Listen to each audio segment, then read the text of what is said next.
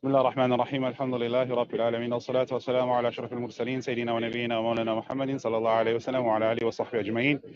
We praise and glorify Allah subhanahu wa ta'ala, salawat and salams upon the Prophet Muhammad sallallahu alayhi wa sallam. We are live here from Sea Point Promenade, where Muna el-Kurd, the Palestinian activist, resident from Sheikh Jarrah, a lady that had been claimed to be top of one of the most influential people on the 100 list of 2021, alhamdulillah, will be addressing us and taking some questions, engagements today, inshallah, answers being given with regards to certain issues in Palestine, inshallah. She will be addressing us and engaging with us, and we pray that Allah subhanahu wa ta'ala blesses the stay and blesses this engagement. Bidnillah subhanahu wa ta'ala. Muna is just about to arrive, alhamdulillah.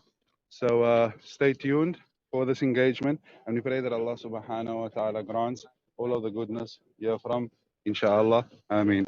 So Muna is just about to enter, inshallah.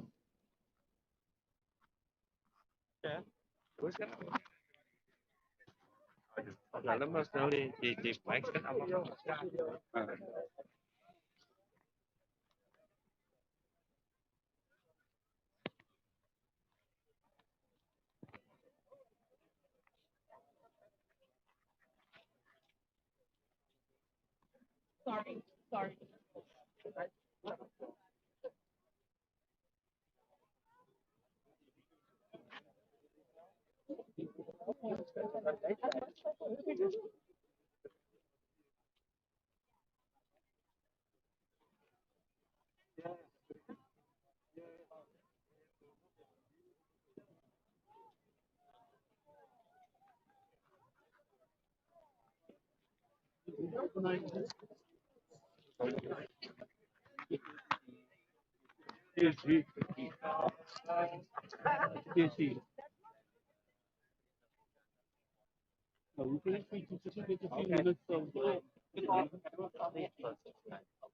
Actually, I'm actually on a project, the free IT services to the Palestinian chapter.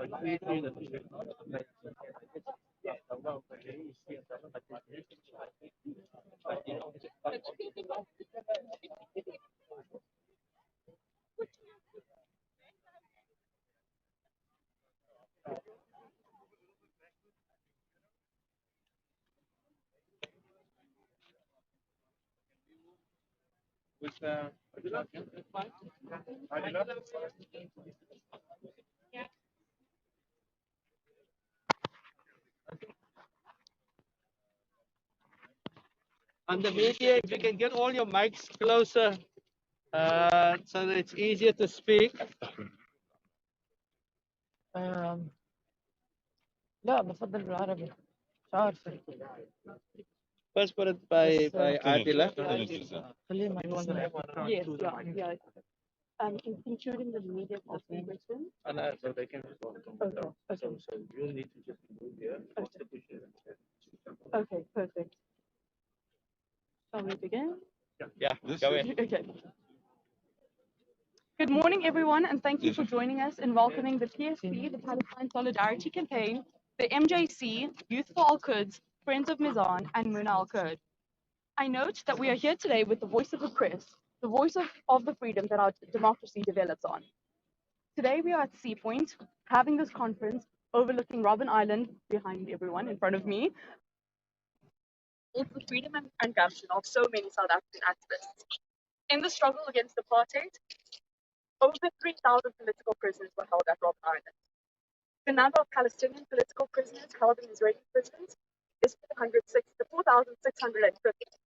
Of that, 520 of those are Palestinians under administrative detention who are being held without trial, a cruel practice that we South Africans are all too familiar with.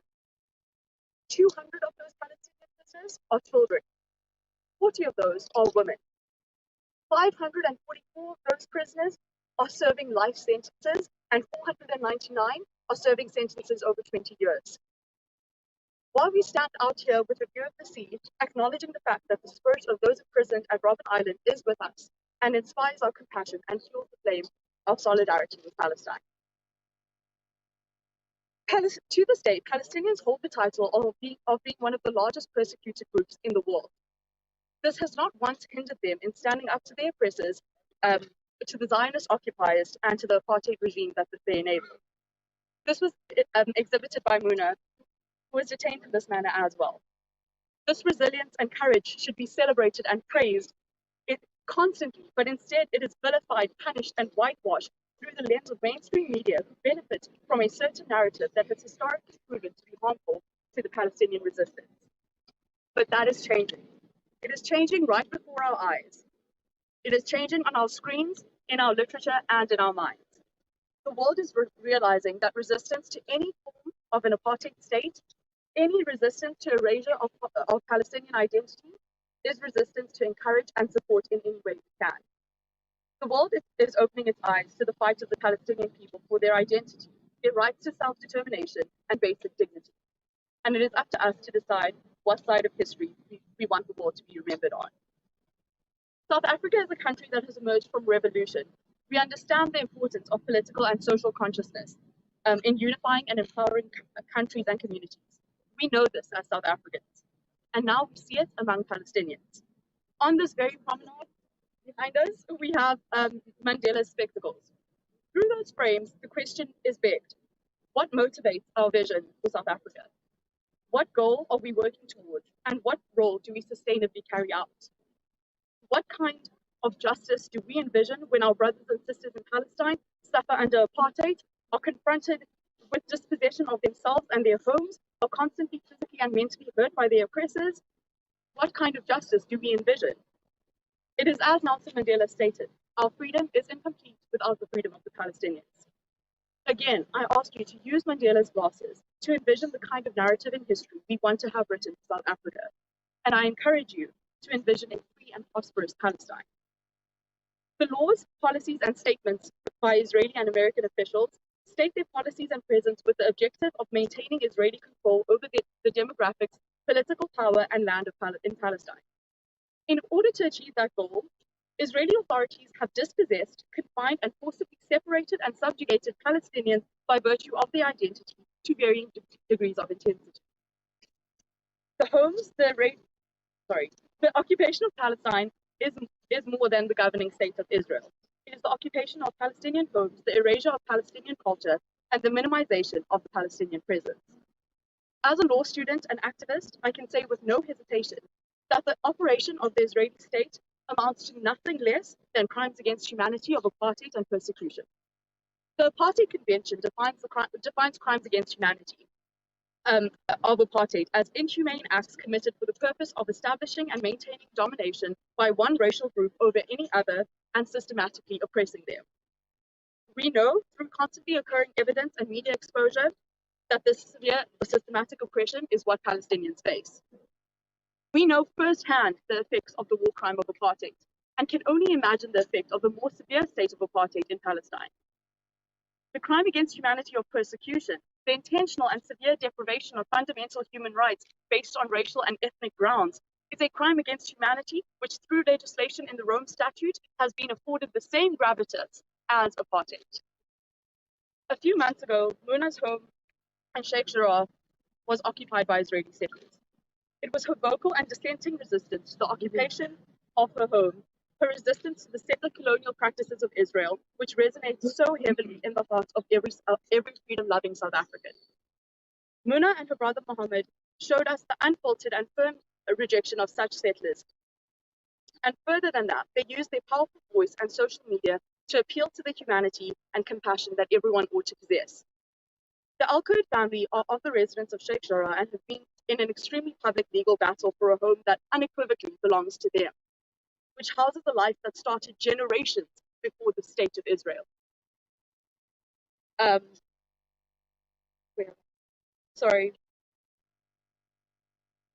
Thank you, the state of Israel.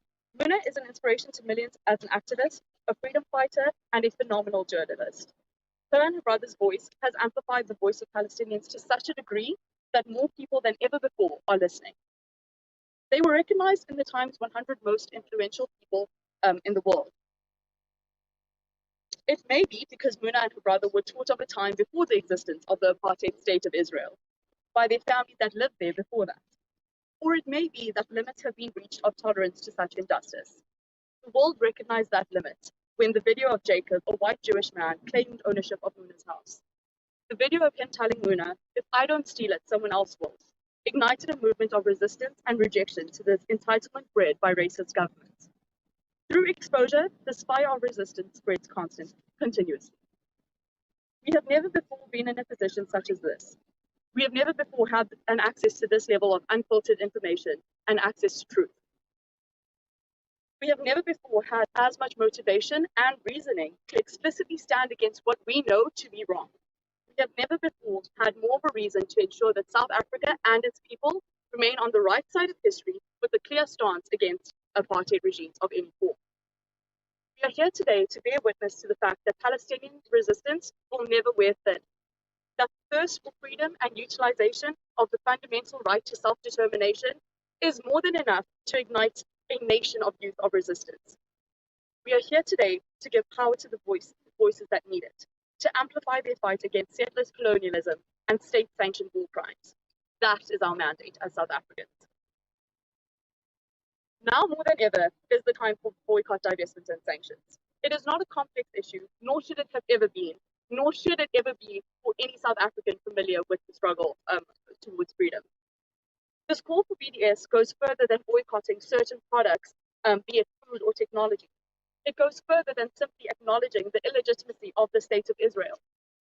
This notion of boycott, divestment, and sanction is one that must infiltrate our way of life, our way of thinking, our way of learning and teaching. Muna continues to teach us what is to never be accepted for proud and justified Palestinians. BDS is a reaction to the crimes against humanity committed and a plea for that humanity to not be set aside. I will now hand over to Abdullah Brigade, a Palestinian activist and a director of Friends of Mizan. He studied industrial sociology and international relations at UCT, and in his time there, he showed us that activism and solidarity goes beyond physical borders by being part of campaigns such as Peace Must Fall. He showed us that the need for freedom of justice of Palestinians extends far further than themselves. Then we will have Muna speak, and then the floor will be open to the press for questions. Please do note that today's engagement is a press engagement, not necessarily for the public. There will be other opportunities for the public to engage with Muna, but we will be taking questions strictly from the press. And yeah.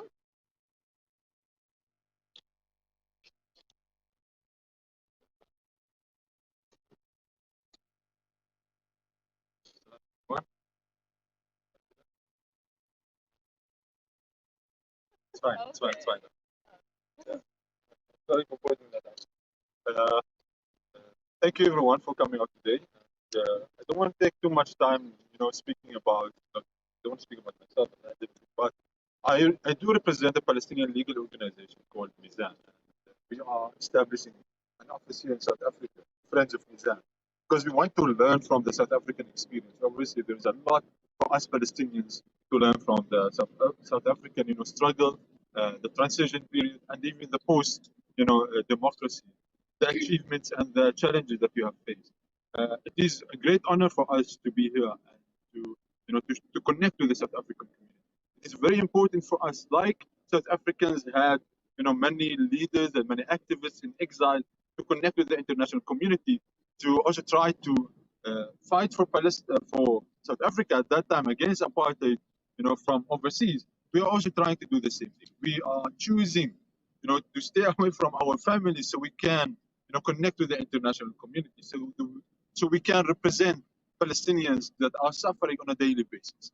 Friends of Mizan and Mizan is representing many different cases, whether it's like to protect homes, to protect sacred lands, graveyards, mosques, churches, and to protect the human dignity. At the end of the day, that's the main point, and that's the main struggle for us, is to achieve freedom and to protect the human dignity. I don't want to take too much time because I know that you are here also to listen to Muna. So I will stop there and I will give the mic to Muna. Thank you very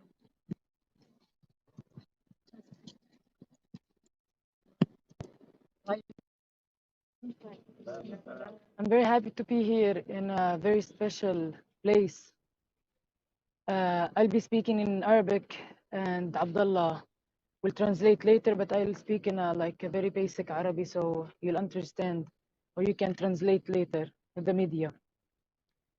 شكرا جزيلا على استقبالكم لنا اليوم في كيب تاون، هذه المدينة الجميلة في جنوب أفريقيا اللي بيننا وبينهم نضال كبير وتاريخ مشترك في النضال الكبير بيننا وبينهم كفلسطينيين. أنا جيت من حي الشيخ جراح اللي كلكم اليوم سمعين عنه وبتعرفوا عنه، لكن كمان أنا جيت اليوم على جنوب أفريقيا لحتى أنقل لكم صوت كل فلسطيني في كل أماكن تواجده، سواء في القدس، في ذلك يعني ممكن نقول الشيخ جراح، سلوان، في لفتة، وأيضا في الضفة الغربية، وأيضا في الداخل المحتل، في غزة، وفي كل أماكن تواجد الفلسطينيين.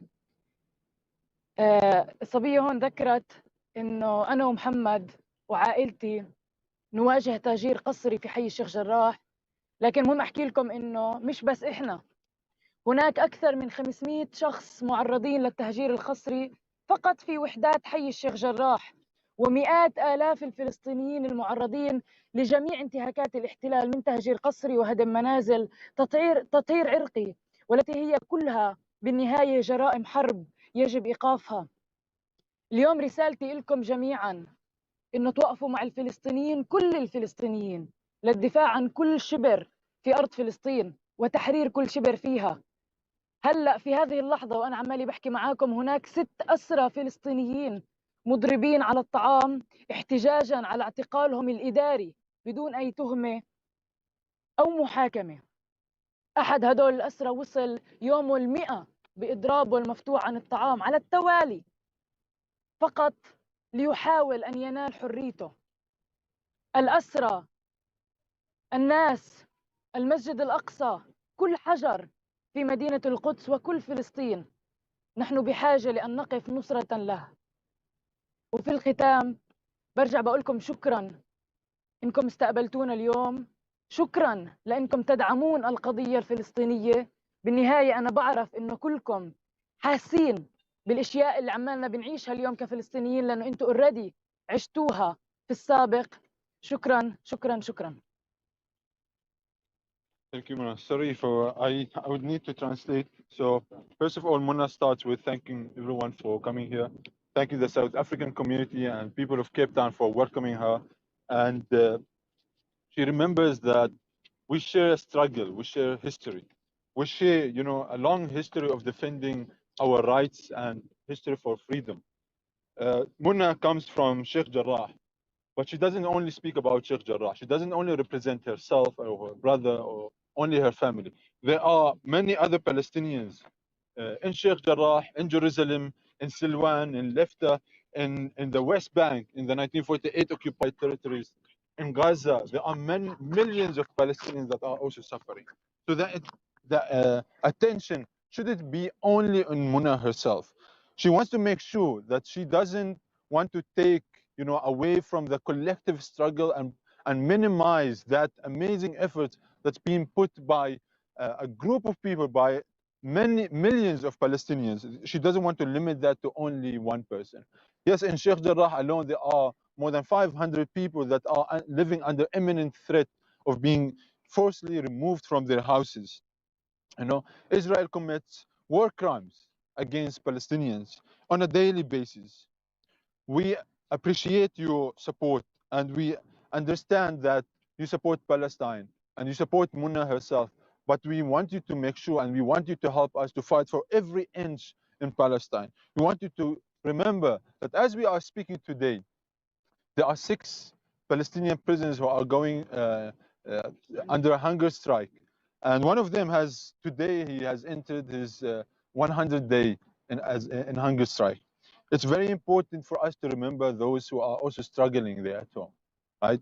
And he is under administrative detention. So he is not charged with anything. He's just in prison. The 6 of them, they are under, you know, administrative detention for doing nothing. So they chose to go hungry. They chose the hunger strike because they want to win their freedom, which they deserve. We have to remember the prisoners. We have to remember the people of Palestine, the martyrs and their families. We have to remember, obviously, Masjid al-Aqsa. We have to remember every small struggle in Palestine, whether those who are losing their homes, those who are losing their loved ones. We have to remember all of them. The Palestinian struggle needs the international community, and we need your support. And for that, we urge you to continue learning about the Palestinian struggle and to continue supporting us. And at the end, we thank you very much for hosting us in Cape Town and in South Africa. And we hope that we continue fighting together until the liberation of Palestine. Thank you very much. Questions? So we're going to take questions from the media outlets that are here now. You guys can project from where you are, but each speaker will come and answer after mic.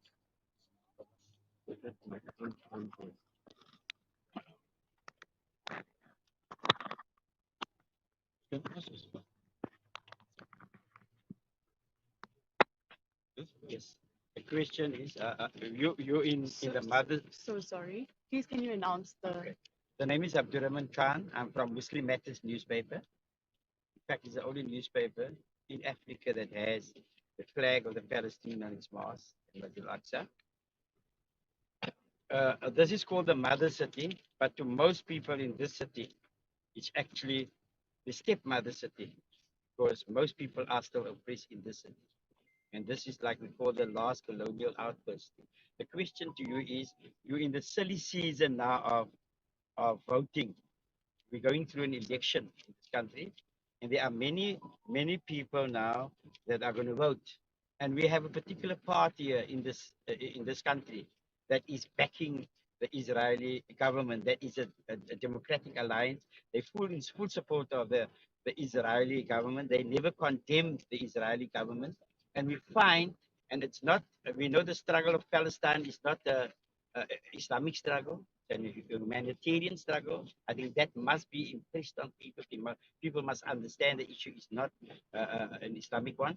So people are going to vote. Yeah. Okay, and sorry, can you just? Yeah, the question is, what is your word to those people that want to vote for a party that is supportive of the Israeli regime? Okay. ممكن أختصر إجابتي بأنه كل دعم لأي منظمة أو شركة أو حزب يدعم الكيان الصهيوني، وبالتالي تدعمون التهجير القسري، تدعمون هدم المنازل، تدعمون إخراجنا من منازلنا. وبالتالي يعني الاحتلال الإسرائيلي هو آخر احتلال في كل العالم، علينا إنهائه، لأنه ما يحصل كما تفضلت حضرتك ليس فقط للمسلمين بل لكل الإنسانية. كل إنسان موجود في فلسطين يتعرض لانتهاك واعتداء، وبالتالي أي شخص يدعم مثل هذه الأحزاب فهو يدعم الاحتلال الإسرائيلي، حتى لو كان الحزب بعيد عن إسرائيل يدعمه تماما ويدعم إخراجنا وتهجيرنا من منازلنا. Thank you for the question. So obviously we urge everyone that we don't only talk about political parties per se, but we talk about organizations and companies and every group, every individual, even everyone that supports Israel, that we don't support those, because there are many, those who support Israel, then they are complicit in the injustice that's happening in Palestine. They also then support the human atrocities that are happening, that are committed by the Israeli government, by the war crimes. They are partners with the war crimes of the house demolitions and the displacements of the Palestinians. So for that reason, we urge all of you that you don't ever support any group that you know that is supporting Israel. Thank you very much.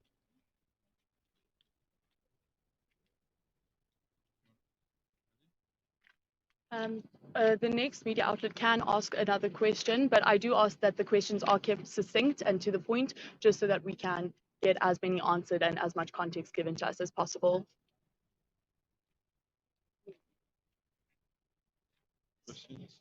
Yes, please, 786. What's life like now?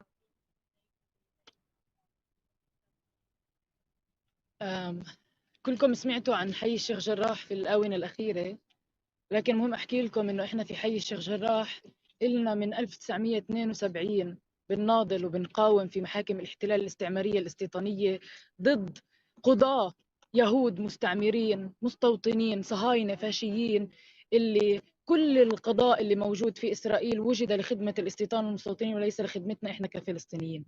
اليوم في حي الشيخ جراح بعد المشاكل والانتهاكات الكبيرة والضخمة التي حصلت في الآونة الأخيرة في الأشهر القليلة الماضية، اليوم الوضع هادئ، لكن هادئ على الأرض، لكن اليوم ما زلنا نقارع في محاكم الاحتلال. محكمة الاحتلال قدمت مقترح لتسوية بيننا كفلسطينيين وبين المحتل، بين الجمعيات الاستيطانية، وهناك تنتظر منا محاكم الاحتلال رد في 2/11. أود أن أقول لكم أن هذه التسوية تنص في محتواها على قبولنا وموافقتنا أن الأرض تعود ملكيتها للمستوطنين مع دفع أجرة للمستوطنين. أود أن أؤكد لكم أننا لن نوافق على أي تسوية نعترف فيها بملكية المستوطنين للأرض، لأنه بالنهاية هذه الأرض ملك لنا. اليوم في حي الشيخ جراح كما كنت أقول نحن نقاوم ونقاتل منذ عشرات السنين وما زلنا، لكن هذا القرار سيكون صعب كثيرا علينا. إن قلنا لا لهذه التسوية سيكون هناك شو بالعربي؟ سيكون هناك عواقب وخيمة، لذلك نحن بحاجة لدعمكم المستمر لنا في حي الشيخ جراح وفي كل أحياء مدينة القدس. Thank you very much for the question. It's important to remember that people of Sheikh Jarrah have been fighting in the Israeli courts, illegal courts, since 1972. We understand that we are not only fighting against the settlers and the soldiers, we are also fighting against judges and legal system that's biased, that's illegitimate, but we have to fight in all different fronts. At the moment, although that there is no physical fights outside of Muna's house or on the streets of Sheikh Jarrah, however, they are still fighting against the system, because it's an entire system and an entire regime. And even though that the fights at the moment are still, in the house, that existing in the house is a fight, but also fighting in the court itself is also a major fight. There is at the moment the Israeli court at the last hearing, they proposed that a settlement between the residents of Sheikh Jarrah and the settlers, and that settlement is in a way they force them to accept that the settlers have the right to the land and to the houses, and then the residents of Sheikh Jarrah will have to pay rent to the same settlers who only came like a few years ago, where they have been, the residents of Sheikh Jarrah have been living there for decades now.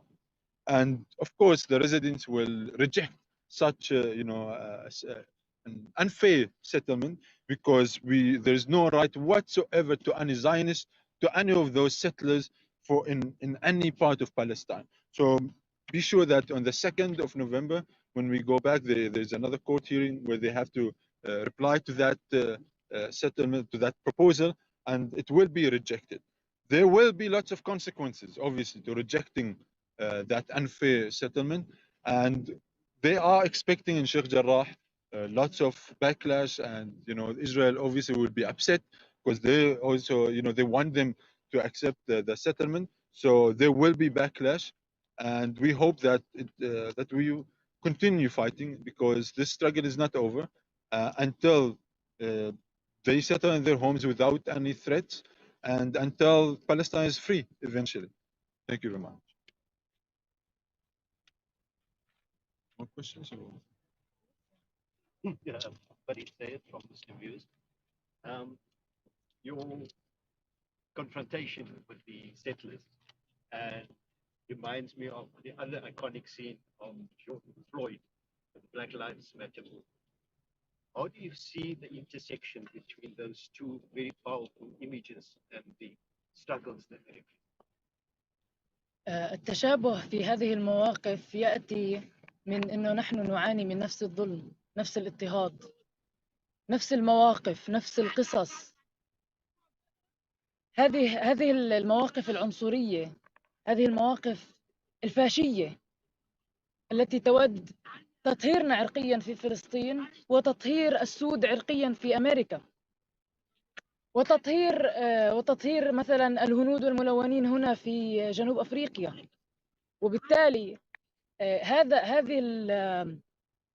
هذه التجارب متشابهة جدا. تعلمنا من حركة حياة السود مهمة كثيرا، وما زلنا نتعلم منها ونتعلم من كل تجارب غيرنا في النضال ضد الاضطهاد والظلم والقمع في كل أنحاء العالم.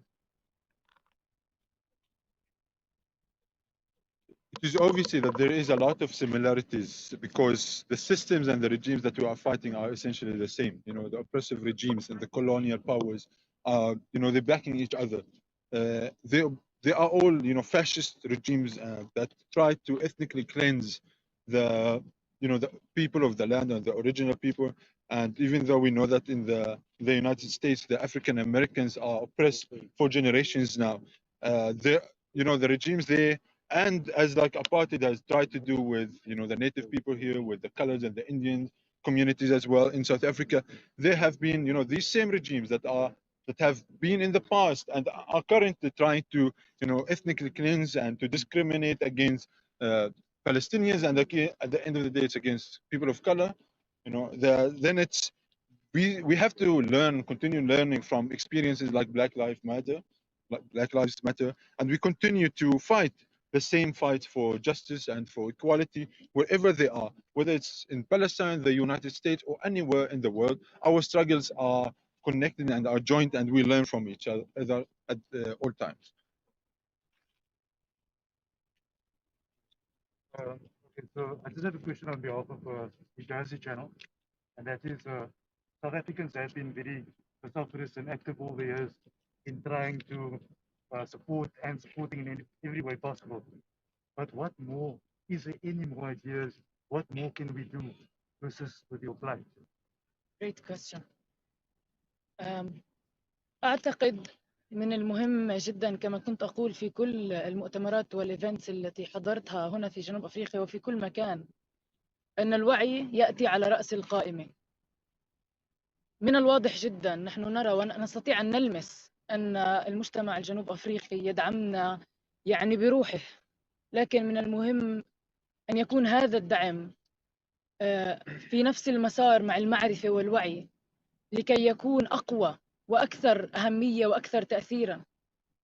النقطة الثانية هي محاولة عمل إيفنتس، مظاهرات، وقفات، أي شيء لمحاولة الضغط على حكومة جنوب أفريقيا للضغط على هذا الكيان الغاصب لوقف جرائم حربه الذي يقوم بها اتجاه كل الفلسطينيين، الأسرى، العائلات، الناس، الأطفال، النساء، الرجال، الصحفيين، المسعفين، كل فئات المجتمع الفلسطيني اليوم تتعرض لانتهاكات صارخة بحق الإنسانية.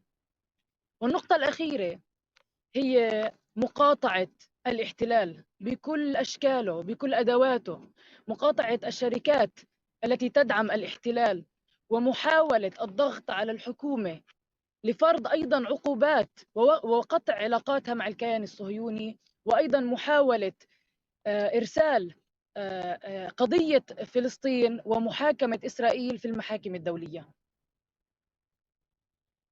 Thank you for that excellent question. It's important that we always, in any talk that Mona gives, she reminds everyone that it's very important to support Palestine and while understanding Palestine. So understanding knowledge and learning about Palestine and about every day's, you know, struggles in Palestine is very important. So we encourage those who are, you know, listening to us behind the screens or wherever they are, that, you know, we know that South Africans have like lots of love for Palestine, but we want also that love to be accompanied with, you know, understanding the daily struggles, because then we know that that will lead to stronger actions. So, and especially to the young people, we say that please read more about Palestine, learn and understand more about the Palestinian struggle. And the second point was that we always encourage people to keep doing action.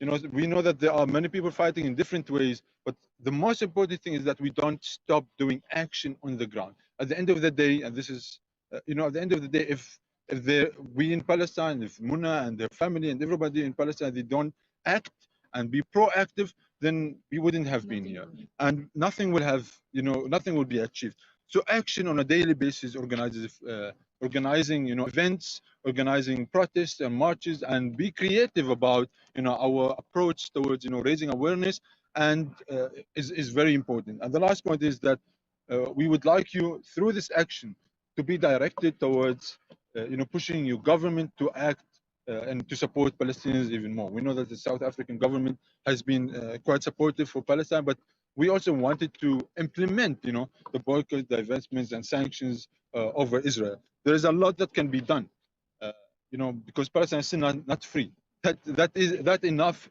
is an enough indication that there is a lot more to be done. We hope that the South African government can take the Palestinian cause to a more international level, to the ICC, and also like to fight at the African Union. We know that the breakthrough into the African Union. So there is a lot of levels that we can fight, and we hope that through the South African public that has been a major supporter to the Palestinian cause, we can do more action, and we can hopefully, inshallah, liberate Palestine together. Thank you. From the discussion from Abdullah and yourself, we see that the Palestinian struggle is also an illegal aspect. So, in your opinion, how can local businesses and government also get involved in the legal battles on that side?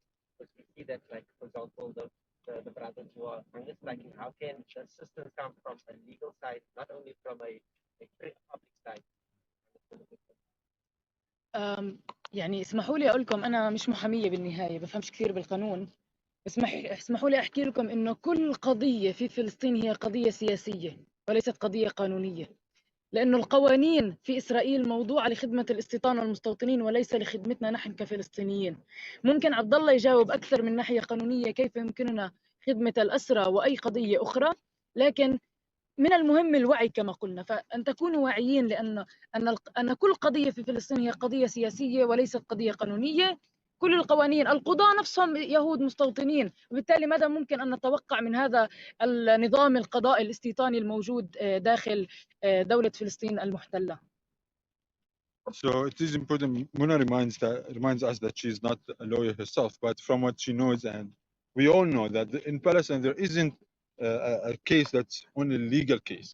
It's a political case, and we know that the Israeli judges, they are motivated by politics, not by what is legal and what is not legal, and they exist there as judges, as a system, as a legal system to serve the Israeli settlers.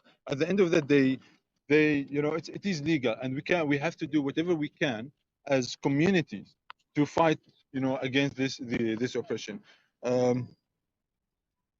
She asked if I can add a little bit more because I work with a legal organization, and I would say that it's very important that for legal organizations in South Africa, we know that now Judge Siraj Desai, for example, is already connected with Palestinian lawyers on that side. We know that he's even facing some cases here in South Africa because he stands for Palestine. And we urge all the lawyers, people who are in the legal field, to connect with Judge Desai first, to support each other here in South Africa so they can fight against the injustices that's happening to the Palestinian activists like Judge Desai, but also to support and to connect with Palestinian lawyers and advocates, because they also need to learn from the South African struggle. They need to get some of the experiences here. A few months ago, or it's almost a year actually now, there was a delegation of Palestinian lawyers in South Africa. It wasn't advertised much because it was a short trip that we wanted to meet some lawyers here in South Africa, and we did meet with Judge Desai and with some of the other lawyers. It has been a successful event, but we also encourage, and at that point, the Palestinian lawyers, they did invite the South African public and the legal representatives to come to Palestine, also to see what's happening in Palestine, and hopefully they would know better what they can do, whether it's in South Africa or on an international level at the ICC level or other places. So there is a lot can be done. And maybe the last point I would say is that there are many Zionists in South Africa, and these Zionists are complicit and they participate in the war crimes and the illegal actions that are happening in Palestine. So we do urge the South African lawyers and the legal system to be more firm and to stand for justice. At the end of the day, in Palestine, what we are fighting for is justice. And we do encourage South African lawyers to please, stand up for Palestine, even here in South Africa. Thank you very much.